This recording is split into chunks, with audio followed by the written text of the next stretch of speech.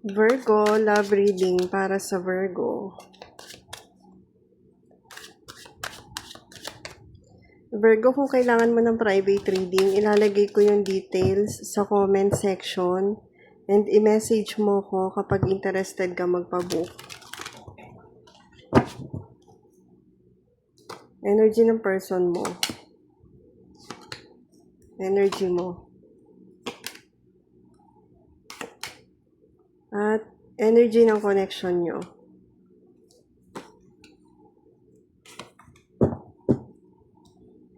Death. Yung energy ninyo or ng connection ninyo ay nasa transformation. Meron mga kailangan i-end. Meron mga bagay na hindi pinag-uusapan. Kaya nag-end. Or pwedeng nag-end yung connection nyo. Or mag-e-end. So, ang person mo, ayaw niya makipag-usap. Yung person mo, gusto niya umalis. Nagpaplano siya umalis. Yung person mo. Napaka-direct ng message.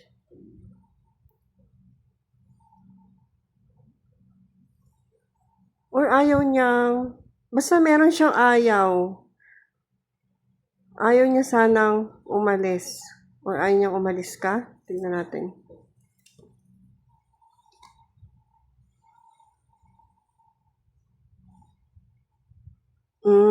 Parang may pinagtalunan nga kayo. Ito kasi nabibigatan ka na eh. And gusto mo na lang na ingatan yung sarili mo. Gusto mong protektahan. Gusto mong protektahan yung sarili mo. And yun yung parang ayaw mo. Kumbaga dun ka naka-focus ngayon. Sa emotions mo, sa nararamdaman mo.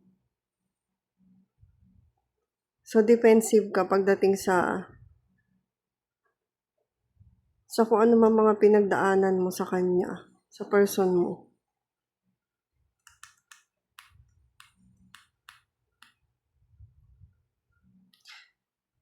Kung nag-away kayo, ang nasisense ko dito, ayaw niya makipag-usap. Gusto niyang umiwas na lang muna. So, ikaw naman, andyan ka lang, pinoprotektahan mo lang yung space mo. Ayaw mong ma-distract. Ayaw mong ma-distract dito sa mga problema na to.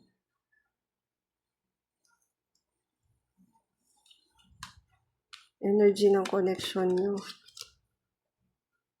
Merong mga selosan na nangyayari dito, guys.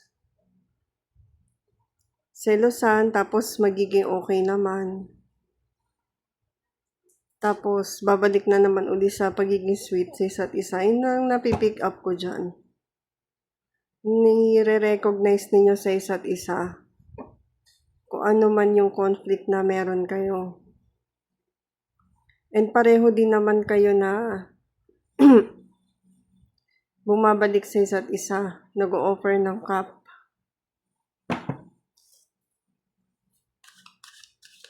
Tapos may nasisense din ako na pareho kayong mataas yung pride. Parehong mataas yung pride.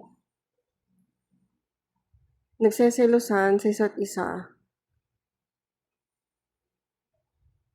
Yun. Tingnan pa natin.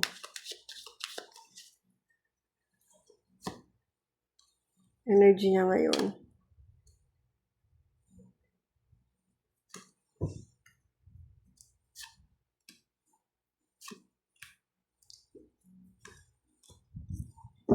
Nagmamanifest ka na maging okay kayo ng person mo. Yung nag-iisipan kayo sa isa't isa. Yung person mo naman, although iniisip ka niya, ayaw niyang gumawa ng move. Pero gusto niya makipag-usap.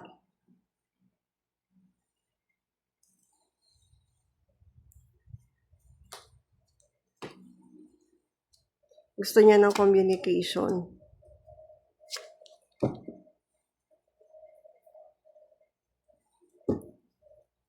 Meron ngang away na nangyari. And alam nyo, yung behavior na meron sa connection ninyo, ang toxic. Parang nasa constant na pagiging broken-hearted kayo. Yung energy ng connection nyo, parang palaging may nag-aaway. Ano siya, parang addictive na kayo sa pag-aaway nyo. Virgo, bakit ganun? Parang pag di kayo nag-aaway, hinahanap nyo na yung pag-aaway nyo. Parang kulang pag di kayo nag-aaway. Ganun ang pakiramdam ko dyan. Which is ang toxic na. So, meron kayong trauma bond.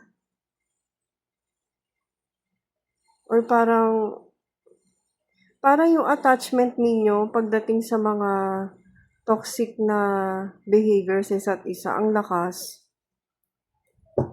Ano yung posibleng mangyari? Napaka-direct nung message dito.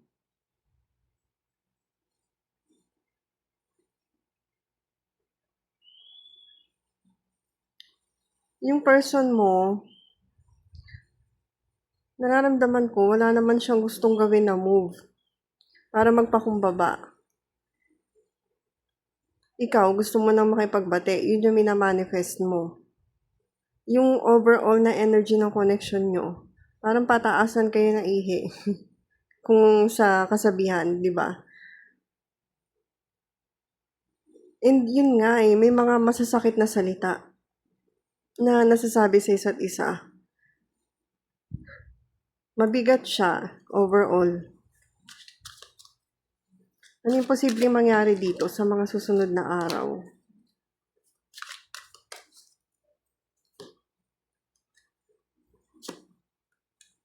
Away-bati kayo. Naririnig ko, away-bati.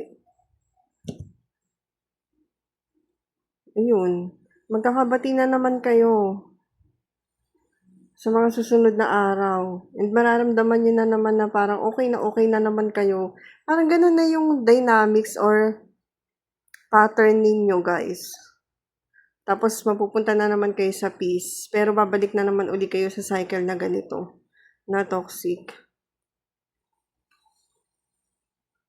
So, yan, Virgo. Kung kailangan mo ng private reading, message mo lang ako.